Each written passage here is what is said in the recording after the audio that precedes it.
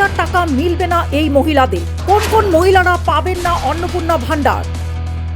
অন্নপূর্ণা যোজনায় বড় নিষেধাজ্ঞা পশ্চিমবঙ্গ সরকারের। কি শর্ত দিল পশ্চিমবঙ্গের সরকার? রাজ্যের লক্ষ লক্ষ মহিলার জন্য বড় ঘোষণা।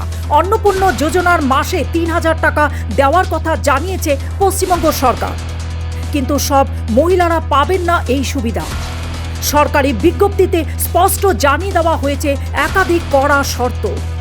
রাজ্য কেন্দ্রীয় সরকারি চাকরি করলে মিলবে না টাকা, আয়কর দাতারাও পাবেন না এই সুবিধা। নারী ও শিশু কল্যাণ দফতরের তরফে জানিয়ে দিয়েছে নির্দেশিকা। সেখানে স্পষ্ট বলা আছে, যারা রাজ্য বা কেন্দ্রীয় সরকারি চাকরির সঙ্গে যুক্ত অথবা আয়কর দেন তারা অন্নপূর্ণা যোজনার আওতায় পড়বে না। এই ঘোষণার পর থেকে শুরু হয়েছে জোর চর্চা। তাহলে কারা পাবে এই 3,000 টাকা? বয়স হতে পারে 25 থেকে 60 বছরের মধ্যে।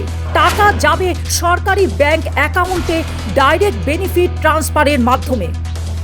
রাজ্য সরকারের দাবি, মহিলাদের আর্থ সামাজিক উন্নয়ন ও ক্ষমতায়নের লক্ষ্যে চালু করা হয়েছে এই প্রকল্প। আগামী 1 জুন থেকে শুরু হবে টাকা পাঠানোর প্রক্রিয়া।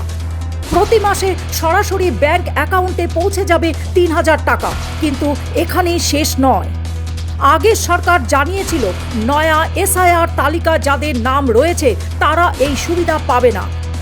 এমনকি যারা সিএএ ট্রাইব্যুনালের আবেদন করেছে তাদের নিয়েও রয়েছে বড় সড় বিধির নিষিদ্ধ। কারা পাবে, কারা বাদ পড়বে? নতুন পোর্টালে কিভাবে হবে আবেদন? এই নিয়ে ইতিমধ্যে মহিলাদের মধ্যে তৈরি হয়েছে ব্যাপক উদ্যোগ।